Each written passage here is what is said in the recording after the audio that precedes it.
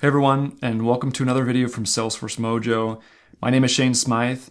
Today we're going to be talking about the order lifecycle. Now, in a lot of my videos, I've talked about the how of how you actually configure flows and order summary statuses and a ton of other things inside of storefronts. But I haven't actually talked about the lifecycle and the strategy that goes behind defining your system integrations, how that fuels the statuses, how they're all interconnected. And so if you're new to kind of the commerce world, some of that may be confusing. You may be wondering, where do I actually get started? And so today's video is going to be going through the high level. It's going to be going into an integration diagram and talking through that. And then we're actually going to jump into some statuses. So hopefully this is a good overview for you if you are familiar with these life cycles. And if you're not, give you a starting point. And a little sneak peek is that this diagram that I'm actually going through is a great template to get started with on your project internally. And so stick around for that because that will be in the description afterwards. Now, before we jump into the details of the order lifecycle, I think it's important for us to know the big picture here between the cart into the order summary. Now, if you're thinking about an order that comes in through a storefront, you're typically dealing with a cart to begin with. And this cart has all the details about the customer, it has the items on it, and once the customer goes through checkout, they're going to have an order. This order is the point in time at which the customer purchased. It is a best practice not to touch this order after the fact. Once you have that order, this moves into the order summary. Now, these two things happen pretty quickly, and so if you go into the org right after an order is placed, you'll typically see almost immediately an order and an order summary, but they are different. The order is actually the stamp in time, like I mentioned. The order summary can be changed after the fact. Order servicing can come in, add, cancel, adjust, etc. That's something you don't want to do on the order. It's reserved for the order summary. So this is the big picture of the cart to order summary and how it moves through this at a high level. Why don't we now jump into the order detail and the order lifecycle? So the order lifecycle, as I mentioned before, cart, order summary, but you've got a lot of details underneath this. You have the different statuses and you have the different systems that are involved in order to make this happen. So inside of the blue boxes here, these are the objects that you're dealing with inside of Salesforce. You can see we've added on fulfillment and shipment into this, which are typical things in order to understand what is happening in your downstream systems. In the center here, we have our statuses. In this case, we have pretty basic statuses. We have created, ready for processing, fulfilled, shipment, and completed. Now, these could be whatever you want. That's one of the nice things about the system is that you can come in and you can modify and change as necessary. These statuses live at the order summary level. And we'll get into a little bit more detail in a second about the differences between these objects and the statuses because they can have different statuses. Now, below that, we have our ERP. And this is where the fulfillment happens, or typically happens with most customers. And these are some of the objects that we might be interacting with back and forth between these two systems in order to keep our storefront update. Because at the end of the day, one of the biggest goals here is to orchestrate the order through fulfillment and shipment, but also make sure that the customer is aware of changes that happen. In some cases for customers, this means sending them an email. In other cases, this means making sure that the storefront, and when you go to your order in your storefront, you can see the latest information about your order. Has it shipped? Has it been fulfilled? Is there an issue? Is it delayed? All that information is really pertinent to a customer depending on what you're trying to accomplish for your use case. Now I'm going to flash this picture up here for a little bit. This is actually a little bit deeper detail into how this orchestration actually happens.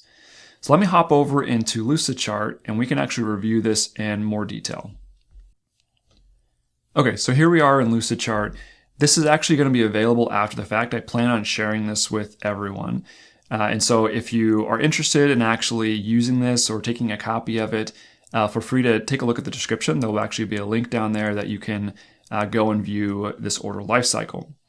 So let's hop into the top section here in a little bit more detail. So we have our cart and we have our checkout experience. Now, checkout is one of the areas in commerce that you typically customize the most. And so if yours doesn't look exactly like this, that's okay. It's going to change. But the basics are you start your checkout, you have your billing, shipping method, and payment. Now, each one of these things is going to be integrated into likely other systems. So out of the box, you have all of these available with Salesforce, and you stay kind of in the Salesforce bubble. But especially in B2B commerce, it's pretty common to have one or two of these or even more that are actually custom integrations. So in this case, I've indicated that billing address and shipping address, we're going to keep those as standard actions. Those are things that we'll use the contact point address for. But as we move over into our shipping method, we can see that we have a custom extension here. And we're making an API call out through our integration layer here into an external system. In this case, I've decided to use UPS. It could be FedEx, USPS, it could be whatever system you want from an external source here. But when we actually are in checkout and when we have our shipping method, we need to get the shipping rates and what's available from our external provider. And so that's what this portion of the lifecycle looks like. Payment is typically pretty custom depending on your use case. You can use Salesforce Payments, which we've talked a little bit in the past. You could use PO. In this case, we are saying that we are authing with an external provider. Let's say it's CyberSource. Could be several other payment providers.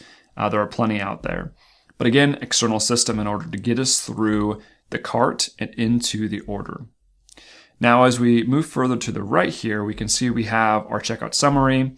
And at the end of the day, what happens is our order summary is created.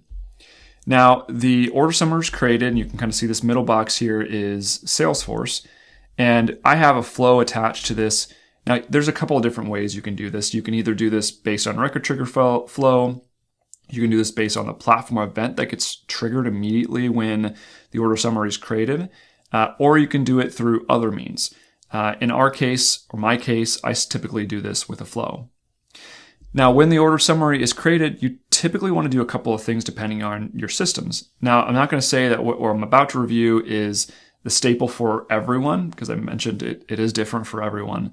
But here you can see that we are then going to capture our actual payment. Now, this could happen right after the order summary is placed, or it could happen when you actually are fulfilling the order. And so I put this here for a reason, because in some cases it could be here, or it actually could be coming from our ERP. So it really depends on when you need to capture the funds, but there is a difference between authorizing and capturing those funds.